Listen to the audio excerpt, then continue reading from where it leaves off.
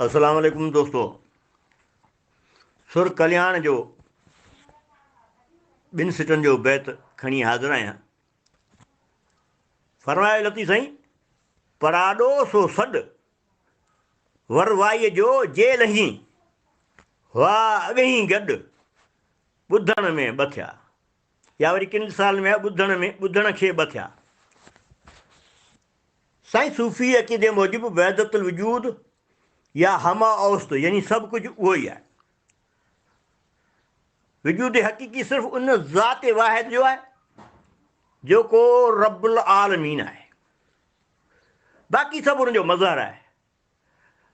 असांजा लतीफ़ साईं जिन बि वहदतुल वजूद जी सूफ़ी आहिनि, पाण इन हक़ीक़त खे मुख़्तलिफ़ तशबीहनि इस्तारनि सां सम्झाईंदा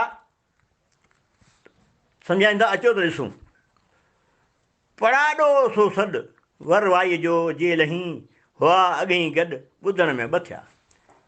हिते लतीफ़ साईं हक़ीक़ी वजूद लाइ सॾ खे असुलु आवाज़ तौरु मुस्तार कयो आहे ऐं बाक़ी वजूदनि लाइ पराॾो यानी उहो आवाज़ु जेको कंहिं अॾ सां टकरजण खां पोइ हिकु ॿिनि सेकंडनि जे वक़्फ़े खां पोइ वरी ॿुधण में अचे,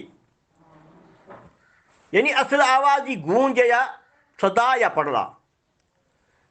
इहो असांजो ज़ाती तजुर्बो बि आहे त असां जॾहिं झंग में ॾुथ ॾोरण जे या काठियुनि जी भरी आणण लाइ वेंदा हुआसीं ऐं परे निकिरी वियल साथियुनि खे को सॾु कंदा हुआसीं त उन जे पराॾे ज़रिए मोट पंहिंजे ई आवाज़ जी जॾहिं मिलंदी हुई त हैरत में पइजी वेंदा हुआसीं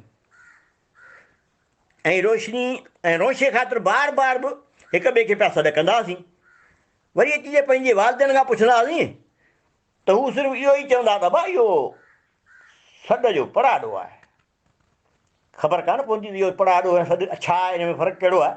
ऐं असुलु राज़ जी ख़बर त हाणे लतीफ़ साईं खां थी पए। जे लतीफ़